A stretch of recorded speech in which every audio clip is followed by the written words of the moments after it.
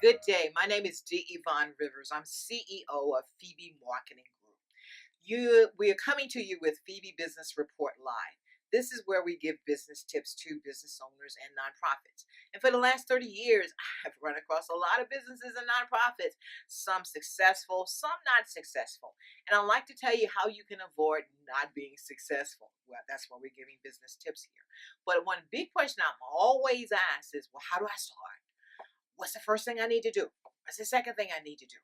Well, you have to have your product or service, whatever you're going to sell, or even an idea. Your intellectual property, your IP, because you do not have to have a product itself. It's really your expertise you really can sell as a consultant. What you have to have some kind of business structure. Is it going to be a sole proprietorship? Is it going to be a limited liability corporation or LLC? Or is it going to be a full-blown corporation? First of all, protect the name that you come up with, whatever that may be. You want to register a domain name. You want to register your name.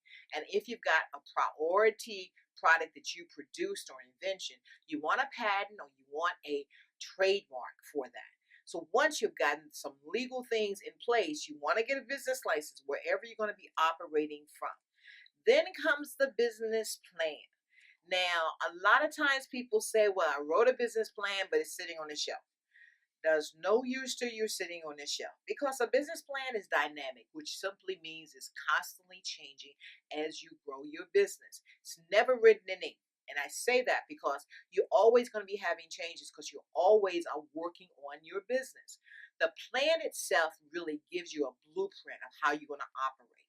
It will cover your executive summary, which really will give you an example of what your business is, who it's serving, your trending on where you expect to be in 5 years and 10 years. Now, you do not just do a business plan just to get financing. You need a plan just to operate under. You want to talk about your company description. You want to talk about your organization and management. Who's working with you? Who's your team? How the team is going to work? What's the logistics with all of that? So when the business plan, but the most important part of the business plan is your financial projections. You need to do a 1 year, 3 year, and 5 year financial projections. And you hear the word projections because you have to project what you likely will make because you do not know until you start. Now, a realistic way of doing that is really to get a pricing method in place on what price you're going to charge, be it your consulting services, your products, or any other services. Then you technically need to go back to our marketing that we talked about. Who are your customers? How many likely customers can you get in the first quarter, first half of the year, the full year?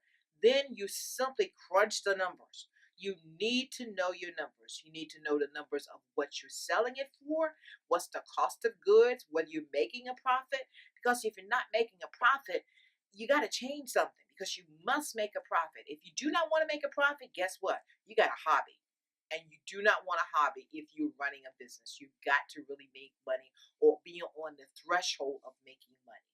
So along with how you get started in a business, you need to really set it up. You set a structure, organize, register your business, start on your business plan, and work your business.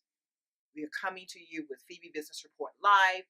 Yvonne Rivers, CEO of Phoebe Marketing Group. You can reach us at www.phoebemarketing.com. See you next time.